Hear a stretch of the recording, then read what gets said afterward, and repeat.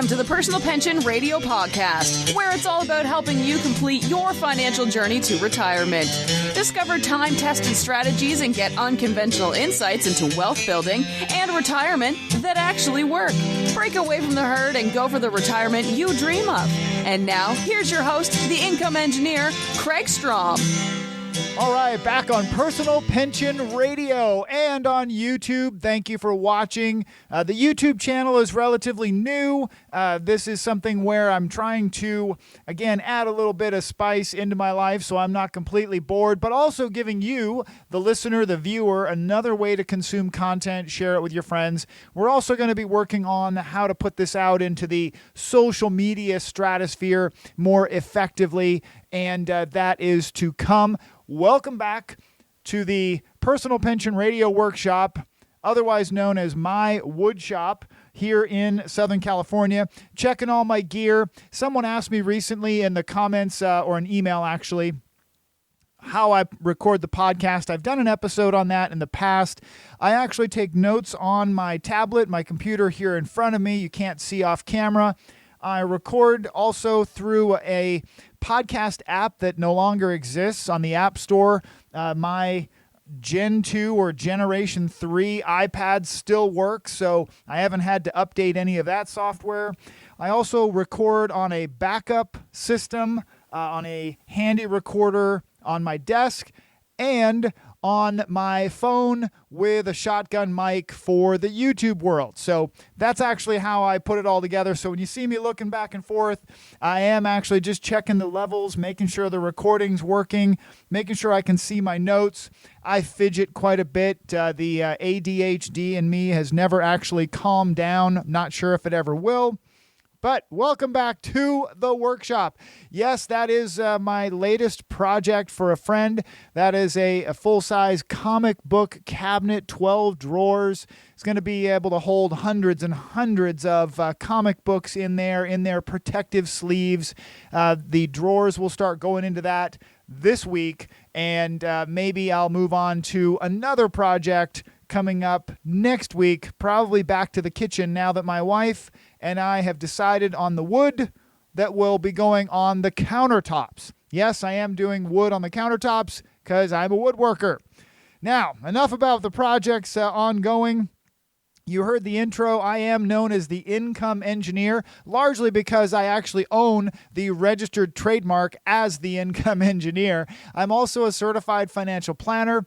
I love the conversation around retirement income planning. This idea of retirement planning being a two-sided journey, literally up the mountain, accumulating, saving, growing for retirement, and then down the mountain in retirement, distributing money, income, lifestyle, all of those things.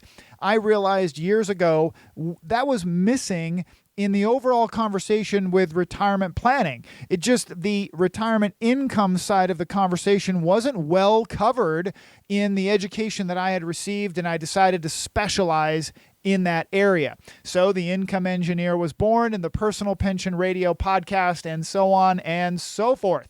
Now, with all that said, my first disclosure that's always in every show: please don't act on things that you hear in this show as if you're hearing advice for you personally. I am not an accountant. I am not a certified public accountant or a tax preparer. I'm not an attorney. I am a paralegal at an awesome law firm. All that said, please don't act on things that you hear on my show or any other show, especially financial entertainer shows, where those folks aren't even licensed to actually help people with their financial planning or financial advice. Please don't act on things. Contact a certified financial planning professional. That's what I would hope. And yes, I've seen it in the comments that, this guy's always looking for you to contact him. Yes, or contact a certified financial planner. If it's not me, and yes, I am raising my hand saying, please, I would be happy to hear from you. Kraig with a K at kraigstrom.com, Kraig at kraigstrom.com. Be happy to hear from you. If you don't want to contact me, that's fine. Please reach out to a certified financial planner.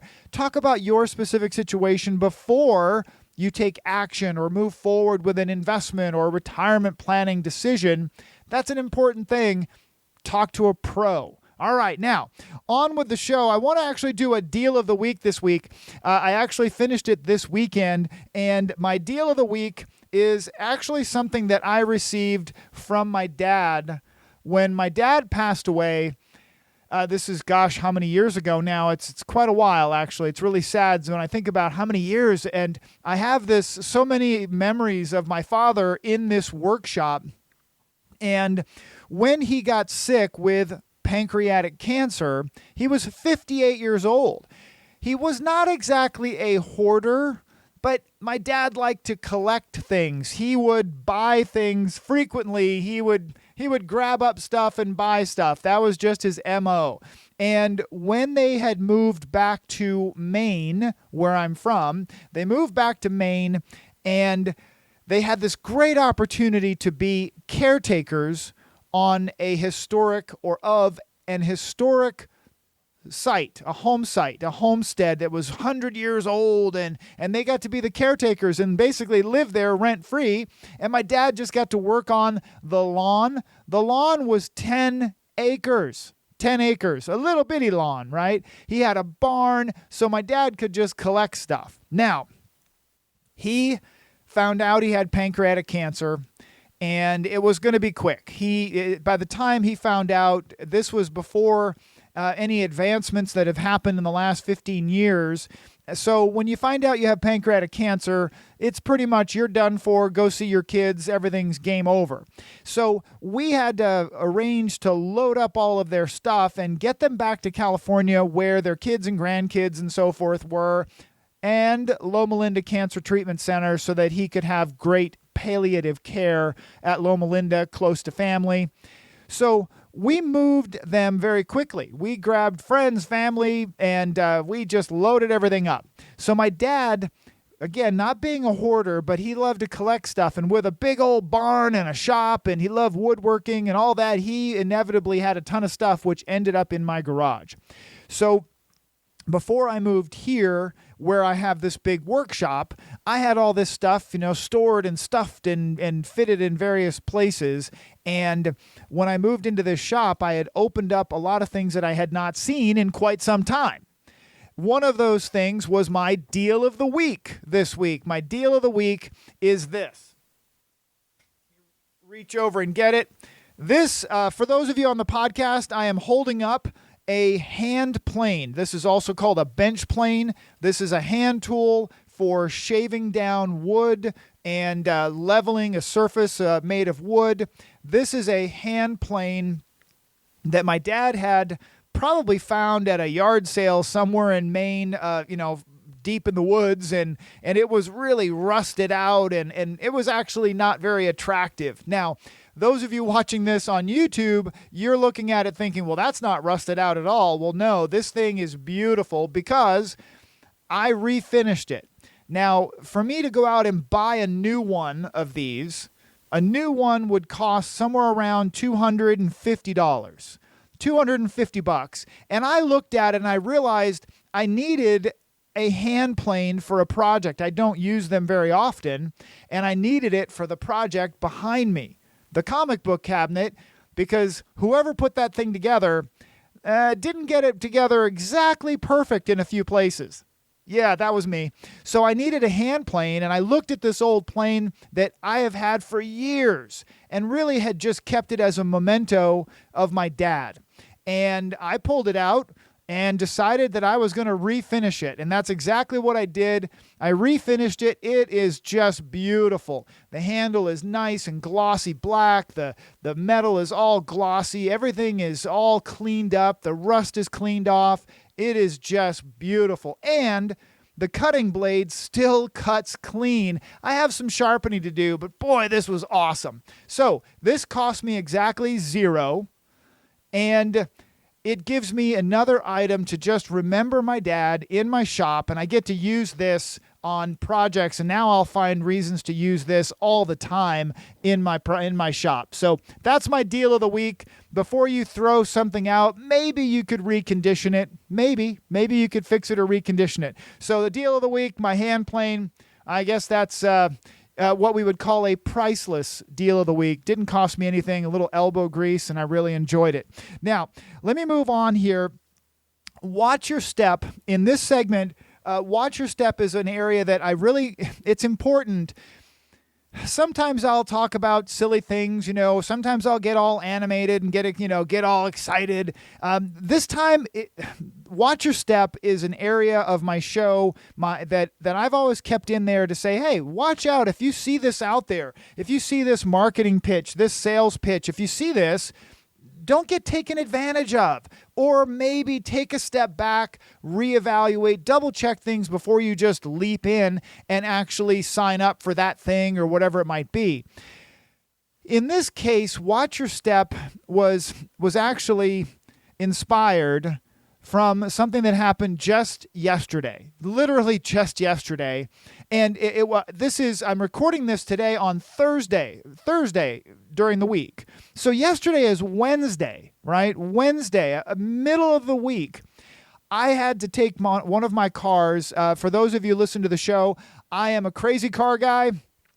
I also have a car dealership license because you might as well be completely crazy. So I am actually selling one of my cars, and I needed to take it in and actually have something adjusted before it goes on a truck tomorrow. And on my way over to the shop, I come into a very busy intersection, and I noticed that there were a lot of people moving through the crosswalks. This particular intersection is not necessarily known, at least to me, to be a very busy intersection when it comes to foot traffic, people. It's really busy with cars. But there was probably 10 people moving in and out and back and forth around the crosswalks in the intersection. It was weird. Well, I started to look at the folks. Every one of these people had a sign. They're holding up a sign. Every one of them was a handmade sign. And one of the folks came up next to my car with the sign. At this point, the light is about to change green, and there's no time to react. The sign was for a fundraiser to give cash to help a family bury their young son. He looked to be no more than 10 years old in the photograph. 10 years old. That is just, heart-wrenching. The part that was even more so for me was, what could be worse than losing a 10-year-old son or a daughter? I mean, a young child. It doesn't matter how old, but really a young child. That's got to be just terrible. And then having to send your friends and family out into an intersection to ask strangers for money because you have no way to bury your child. Financially, you can't bury your child. Folks, get life insurance, please. If you have kids, go get yourself a good basic life insurance policy for your kids. I bought a life insurance policy for my daughter when she was really young. Someone at church actually said, "Oh my gosh, why would you do that?" Well, because I don't want to be that person having to ask for money or worry about the finances of a $10,000 or $15,000 funeral.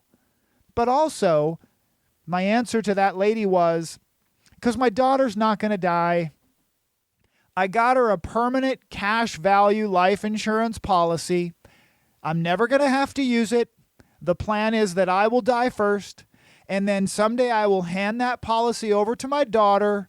She'll have it as a little extra protection for her family, for her future. That's where I see life insurance for my daughter. So please, though, please think about it.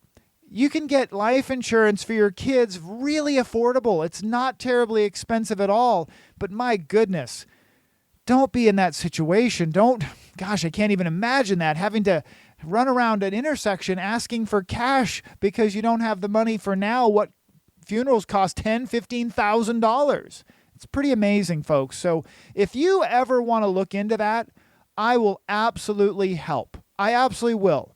Please send me an email, Kraig with a K at kraigstrom.com. I'm a big fan of getting life insurance policies that are all about being able to just hand them off to the kids. They're not about the kids dying. They're about just being protected. Maybe what if, that'll never happen.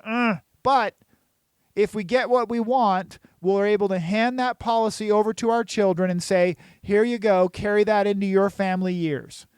So I'm happy to help. Now, jumping into a listener question, before I do, last episode, go back and listen to that because this was a follow-up to the discussion I had on pensions. And listener Mike had called in about his wife having an offer to buy out her pension. And I went into a lot more detail on that again, on why a pension buyout is almost never a good idea. I shared actually two stories. One was someone who was super happy that she did not take the pension buyout, and then someone who was actually quite upset that they did take the pension buyout. So please go back and listen to that for a sec there. And now, also on the last episode, I just want to touch on it again. Phone calls that I hate, that I don't like, that I really, I wish that I would get these kind of calls before something happened. The last episode, I talked about a phone call from someone where mom, had passed away, and she had no will, no powers of attorney, no living trust, and man, now they're embroiled in this big family fight. You can fix that by having an estate plan, by having wills and trusts and powers of attorney and all of those things in place. And I happen to work with a fantastic law firm. If you would like to know more about how to get your will, your powers of attorney for your kids, your powers of attorney for you and your spouse, if you want to talk about it, send me an email, Kraig@kraigstrom.com. I'm happy to help.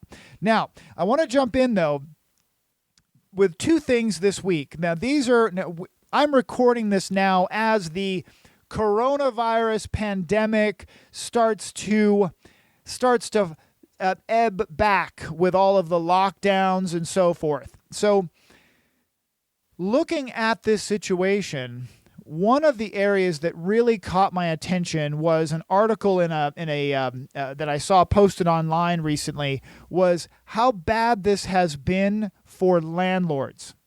I'm reminded of a conversation that I had with someone a few years ago, and their whole world revolved around real estate. Real estate is the answer to everything. It is better than any other investment on the planet. You can't go wrong with real estate. This is what they said. It's practically guaranteed. And I said, yeah, it's kind of guaranteed until it's not, until the world perhaps goes sideways. And then what happens when your vacancy rate or tenants stop paying the rent? Oh, no. My tenants, they paid the rent even through, listen to this, even through the financial crisis of 08, 09, my tenants paid the rent. I said, okay, but what happens when they don't? Someday it could happen, right? And the answer was, no. Real estate's the answer forever. Something that I've said on my podcast many, many times and to clients all the time. There is no one financial product that is the answer to everything. It just isn't. It's not real estate. It's not life insurance. It's not investments. It's not annuity. It's not any of that. It's a strategy that puts everything together, right? It's all of it together. Well, unfortunately, what has happened through this coronavirus is something that's never happened before. That the government shut everything down and told tenants they don't have to pay the rent. In places like Los Angeles, California in general, landlords were told, tough, your tenants don't have to pay you rent. Commercial landlords have been hit hard, big, huge monthly rent obligations that they are not receiving, right? This has been enormous. My whole point in sharing this is if you're a landlord, I wish you all the best in getting back through and the other side of this coronavirus.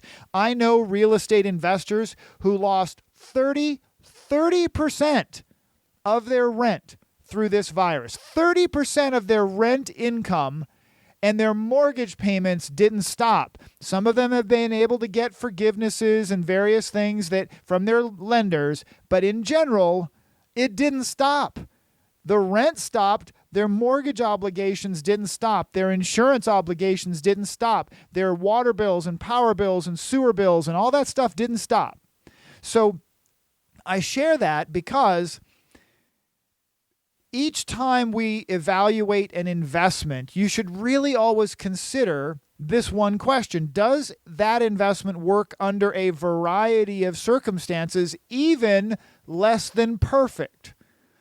Less than perfect, right? Does that investment work in a bad situation? Sometimes the answer is yes. Even despite making some losses on that investment, it's still a good thing to hold on to. In the real estate world, I would argue if you are well prepared with large amounts of cash in reserve, then you can weather this kind of a storm. Unfortunately, a lot of folks are not in a position with large cash reserves. So when 30% of the rent doesn't come in, that can have a tremendous impact overall. So this is sort of a combination of watch your step and just my personal observation as it relates to investing and saving for retirement going forward. Please remember, maximum retirement income is not a product. It is a strategy. Okay? Just to reiterate that. Anybody tells you that life insurance is the answer, or Wall Street investments are the answer, or real estate is the answer. No, annuity, no. None of those things are the answer to maximum retirement income. The answer is a strategy that perhaps coordinates all of those things together in one actually focused direction, which is maximum retirement income, for example. That's the key. Now,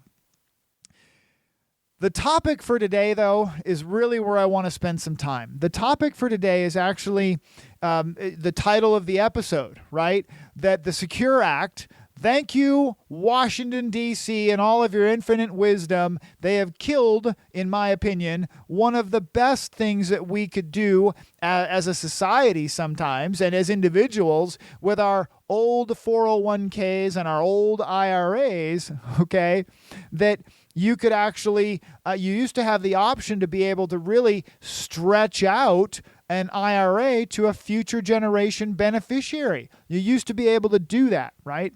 So the Stretch IRA was something that I recommended for years. Folks would come to me oftentimes and they have an old IRA or an old 401k and they found out they don't need it. They don't need it to live well in retirement, and they think, I don't really want to do anything with it in general. I'd rather leave it to a beneficiary. I'll take out the minimum that I have to, but I'd really like to just leave it to a beneficiary. And the old rules said that if you left your young grandson or granddaughter as the beneficiary, then they could actually inherit your old IRA and stretch out that IRA for the rest of their lives. Really stretch it out for a long time. There's tremendous examples that I've been able to set up for folks stretching out IRAs for young beneficiaries. Oh, it was really, really exciting to help people do that. Now, of course, the government came along and said, we're the government, we're here to help, and they eliminated the Stretch IRA. Now, I want to give you a little background on something. I want to share something that I haven't shared on the podcast in a little while, okay? I want to go through this because this is going to lead to the question from a listener, right? That I want to make sure that you've heard this story. Now, this is something that came to me when I was researching hunting in California. I want to give you a little background, a little perspective on the 401k and the IRA. This is just from the income engineer's perspective, so take it for what it's worth. So here we go. I was researching hunting in California. Now, for the record, for all of you Greenpeace and animal lovers out there, I'm not a hunter anymore in my life. I was as a young person in Maine. I grew up in Maine. We were bird hunters and deer hunters and so on and so forth. Being in California, I've lost basically all of that because California is just not a place that let's just say it just hasn't been good here. So I basically lost all of that. So years ago, though, I was in this mode where, hey, maybe I'll figure out if there's a place where I could actually go hunting in California. So I Googled it, and I looked it up. And sure enough, someplace relatively close to where I live, a hunting ranch here in California, crazy, came up on the search results when I Googled it. So I researched it, and there was a video on YouTube of this hunting ranch. And there was a guy, and he's out hunting some wild critter. I don't know what it was. It was some sort of a deer or whatever. That's not really the point, but this person had been stalking the deer, let's say. So stalking the deer.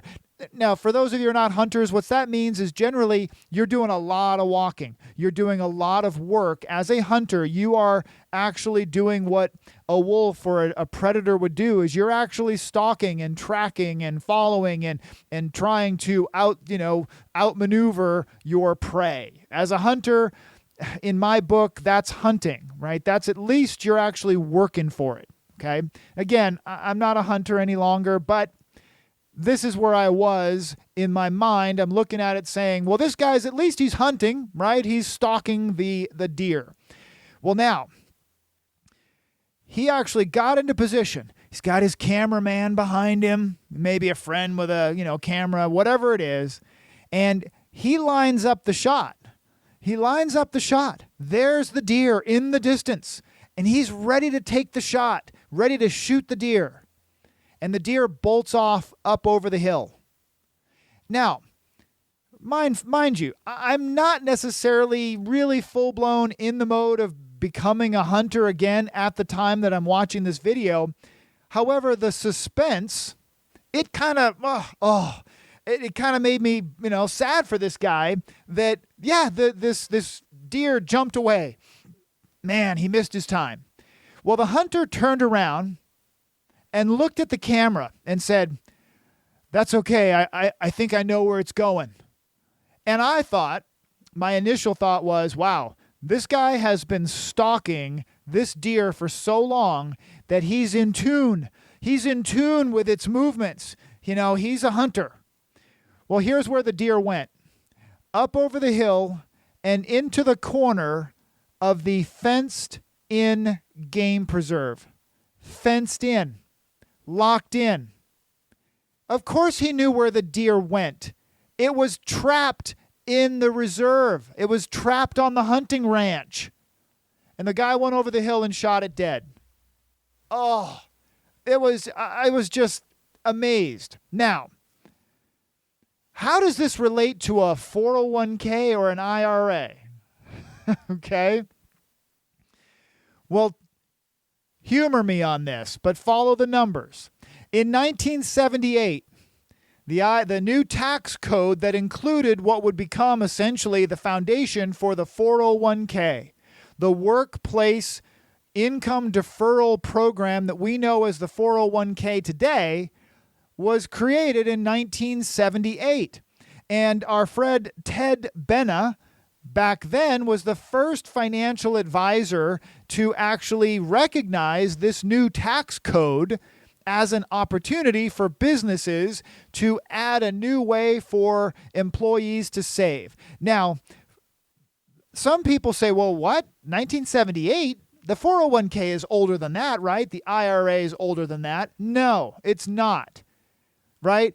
So the 401k was really born out of 1978 and really started taking real active and started to hit its stride in the 1980s when companies started using it all over the country. Now, tying it back to the hunt. So here's what happened in my mind. This is the way I tell the story. In 1978, the federal government organized a hunt, a controlled hunt, a game preserve, if you will. The federal government then said, hey, we need to market this new thing. We got to market this new thing. Who could we get to market this? Wall Street. Hey, Wall Street, we just created this new tax code that's going to allow companies to basically encourage millions of employees, just millions of them all across the country, to put away investment money into this new thing, this 401k. Hey, Wall Street, would you market this program for us, this controlled hunt? Wall Street, of course, said yes, absolutely. And of course, the floodgates opened up and money just started pouring into Wall Street in the last 30, 40 years. It's amazing. Now, then the government said, okay, so we've organized the hunt. We've got a marketing department. We need a hunter. We need someone who's going to be the hunter that can go in and get that tax revenue once we've got folks in the game preserve. They went to the IRS and said, hey, can you make sure to set up rules that we can actually control and collect all of the tax revenue from these deferred accounts that are going to be in there? So think about it. The 401k and the IRA is this giant fenced-in area with everybody who has tax-deferred investment money sitting in Wall Street accounts mostly that will have taxes collected someday by the IRS when the time comes. And just so you know about it, you really kind of set the stage a little further, ask yourself this question, or I ask this question: who is the primary beneficiary of your 401k? Who is the primary beneficiary of your IRA? So just for the record, the primary beneficiary is the beneficiary who is paid first. The beneficiary who gets paid first is primary. So on a 401k or an IRA, the primary beneficiary is the federal government. The federal government. The rules of the IRA and the 401k say that the institution holding the funds has to collect taxes for the primary beneficiary before you get your money. They have to withhold taxes, right? So the primary beneficiary is the federal government. That's my crazy story, my tinfoil hat idea on the 401k and the IRA. It's a controlled hunt. We're all in the field together. The IRS is we're hunting taxpayers. We're hunting taxpayers, right? Going after the tax revenue. So when you look at this Stretch IRA rule that was out there that said, hey, if you have an old IRA or an old 401k that you really don't need, you don't need to use it, you don't really need to empty the account, you could transfer that as a beneficiary transfer to your grandson, who's now 1 year old when you die, and then your grandson can stretch out the tax deferral and the benefits of that account for another 80 years. Who is the primary beneficiary of all IRAs and 401ks, and who does not like to wait for their money? The federal government. So when the Secure Act was passed and they eliminated the stretch rule, basically what it says now, just to be simple, it says if you transfer the money to your spouse can still keep it and manage it just about the same. It's fine. But if you transfer it to your son or daughter, they have to empty the account in 10 years after they turn 18. After they turn 18, 10 years, you got to empty the account. You can't stretch the account for the rest of their lives. You can't leave it to a grandchild who can then stretch it out for 50 years. You can't do that anymore. You've got to empty the account, which means the federal government gets their tax money because the primary beneficiary controls the hunt. They send the IRS in to get the money. That's what I want you to set the stage, because this question came in. One of my favorite names, by the way. Thank you, Moira, for this question. Moira is one of my favorite names, and it's because in the movie with Harrison Ford, Tom Clancy's book, Clear and Present Danger, one of the bad guys was leaving a message on the machine to his girlfriend, and her name is Moira. It's stuck with me forever. Plus, I just love the name. So, hello, Moira. Thank you for the question. And she writes in and says this: my husband and I both have 401k accounts along with IRA accounts we rolled over from previous companies. When we set up our 401k accounts, the financial person from Fidelity, I guess that's from where the company uses Fidelity, said we could list our kids as secondary beneficiaries and they would be able to do a stretch IRA. Okay, so good, got it. We followed the advice of the Fidelity advisor and listed our kids as backup beneficiaries. I don't remember where I heard it, but someone said that the stretch IRA is no longer an option. Is this true? And if so, what do we do now? Excuse me. So yes, you are correct. You heard it right. The stretch IRA has effectively been eliminated. That it's now got a 10-year rule. There's basically restrictions on it to eliminate that long-term stretch that was out there in the past. So what can you do? It depends. Okay? So I work with lawyers and they're famous for saying it depends and maybe, possibly. So it depends. So now if you look at what will the government do? Because I have some folks who say, oh, well, under this administration or that administration, certain things will come back and certain things won't come back, or maybe they'll change it. Well, wait a minute. Let's set this as a fact. With this coronavirus pandemic and everything leading up to it in the last 30 years, the government has this massive, gigantic debt. Trillions and trillions, $22 trillion debt. So do you really think the government is going to eliminate or change, reverse things that will lose them tax revenue? Regardless of political party, I personally believe it's very unlikely that we're ever going to see those rules come back in a favorable way because the government needs the money, right? The primary beneficiary needs the money. So depending on your situation, if your goal is really about legacy, leaving money behind for your beneficiaries, then let's talk about the most efficient, in my opinion, the most efficient, the most powerful way to leave legacy money behind, income tax free, is life insurance. So if your goal, though, is to go out naked and poor the same way you came in, start working on spending your money, and who cares about legacy? Just spend the heck out of it, and everybody can fight over what's left. But if you really do want to leave a legacy, let's talk about that. Let's talk about this idea that life insurance is the ultimate legacy asset, the ultimate legacy vehicle that's been there for 100 years, let's say, right? So now, think about this. When it comes to maximum legacy transfer, life insurance, it's hard to beat. I'd say impossible to beat when it's done right. That's, of course, if you qualify to get life insurance, Moira, and if you're married, you and your husband, there's different options, right? So let me give you an example, though, because what I'm talking about here is permanent life insurance. I'm not talking about term life insurance that some financial entertainers say that's the only type of life insurance you should ever get. Well, that's just a crock. That is not true.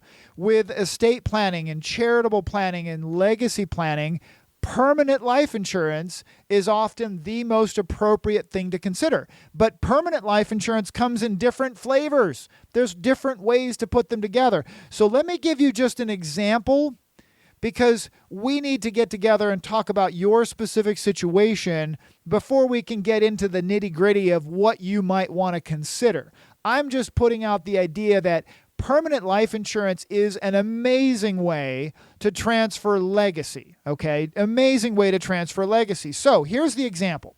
This is, by the way, a true example. We're just doing this right now. We're finishing it up for this husband and wife. They live here in California. They're moving to Tennessee, so we've been doing everything remote to finish things up. So he is 63, she is 65. Husband and wife, okay?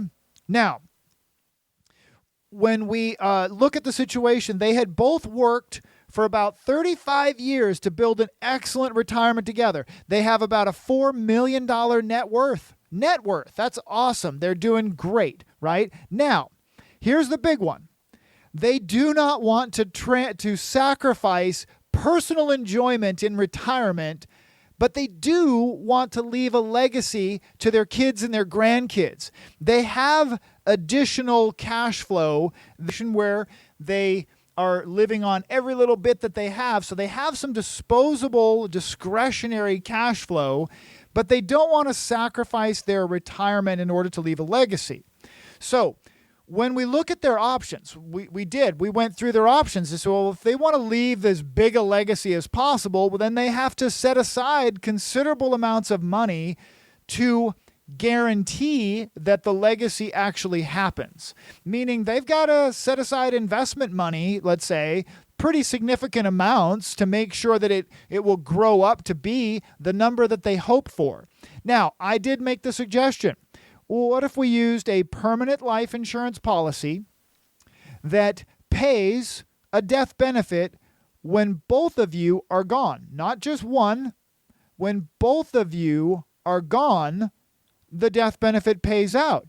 It is a way oftentimes to get a very large death benefit for a relatively small amount of money. So here's the specifics.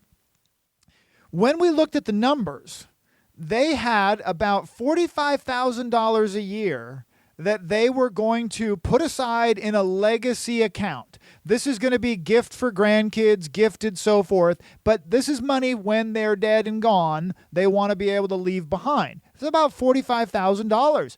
Again, they retired great, and that $45,000 would not affect their retirement in the least. So I suggested maybe consider permanent life insurance, because with $45,000 going into an investment account and you pass away, you basically have whatever the account has grown up to, and that's good. And then whatever money's left over in your other investments and assets and so forth, that's good. But from a legacy perspective, there's no certainty that it's going to be a gigantic big number. So here's what we did. For $43,000, it came out about right, $43,000, a little bit less or a little bit more than that, but $43,000. We were able to get them a $4 million. Remember, their net worth is $4 million, but for $43,500, we were able to get them a $4 million life insurance policy. What that means is when both of them pass away, $4 million income tax-free will pay out to their children and their grandchildren, to their beneficiaries. $4 million. So let's say they fly through a barn in a biplane and they go out in a blaze of glory. By the way, that is from one of my favorite movies, Second Hand Lions. Okay, love that movie. Michael Caine, Robert Duvall, great movie.